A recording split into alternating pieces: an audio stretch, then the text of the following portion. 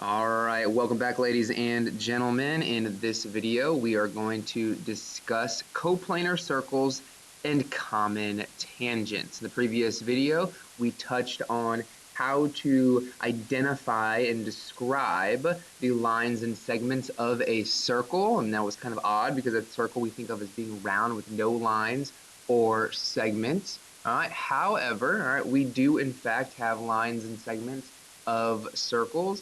And we're going to kind of continue that discussion a little bit here when we talk about common tangents. So let's first and foremost define what we mean by coplanar circles. Remember, coplanar just means on the same plane. And so what we're really just trying to identify here is what are some of the possibilities that could happen when two coplanar circles intersect. And so we technically have three options, okay? We have either they intersect like we do on this left-hand diagram at two different points, and so we would just call those intersecting circles, right? Or we could call them tangent circles, because with tangent circles, we would only intersect at one point, at the point of tangency. And so you see two different options of how that could look. It could be one circle inside of the other, or it could be two circles outside, but they do intersect at that one point of tangency. And we're going to call this guy here in a second called a common tangent line. And then the last one that we're going to talk about here is a concentric circle on the right-hand side. Concentric circles just simply mean circles that do not have any points of intersection. So kind of like here, like you would see on a dartboard, or just completely two different separate circles like you would see in this diagram a little bit to the left. Now, the other thing with the common tangent, a common tangent is possible when we have one point of intersection. And so we're going to take a look at some possibilities for how many common tangents could be formed depending on the scenario of the tangent circles. So let's take a look here at a diagram. And it says, tell how many common tangents the circles have and draw them using blue to identify and so on and so forth there. But really what the question is if you look at these two circles here, how many common tangents could you create by the circle?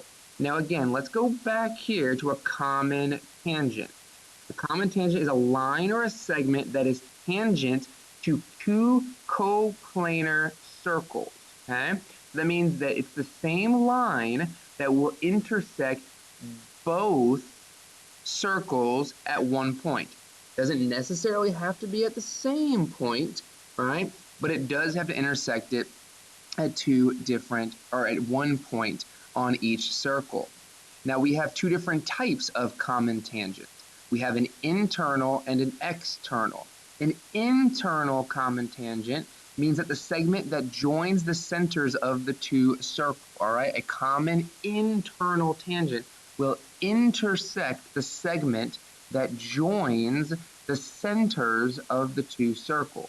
And an external segment does not intersect the segment that joins the centers of the two circles. So let's put this into some actual, some drawings and see what we're kind of talking about. So if you want to talk about first and foremost what the segment looks like, right, that joins the centers of the circle, you would look at the line that connects these two guys here. So what you're asking yourself is how many, right, lines could be drawn that intersect that line, but only intersect the circles at one point each. Those guys would be our internal common segments. And then everything else would be an external common segment. So I'm going to go ahead and show you part A, and then I want you to pause the video and see if you can do part B and C on your own. So we could go right through the middle right here, these two red lines, one point of intersection on each of the circles, yet they intersect that joining segment. Now those red guys would be called our internal common tangents. Now the blue lines do not intersect this line that is right through here that connects the two centers of the circle, and they would be called our external tangents. So in general, we could say that we have 4 common tangents. Why don't you try ahead and go pause the video and see if you can do B and C on your own, identifying the internal, the external, and how many total common tangents you will see. All right, so what do we have here? We'll kind of just look at the difference between these guys. Look at a segment. If I connected the two centers of the circle right here, do you think you would have any internal common segments? If so, how many? Will you have any external common segments that don't intersect that segment that joins the two centers? Well, hopefully you could see that you are going to have 3 common tangents here. One is going to intersect right there at one point of tangency between them, and then your 2 external common tangents with 1 point of concurrence or tangency and 1 point of tangency here. And last but not least, let's take a look at part C. Can we intersect the segment that joins these 2 points internally? The answer is going to be no, because I cannot intersect through a circle and call it a tangent.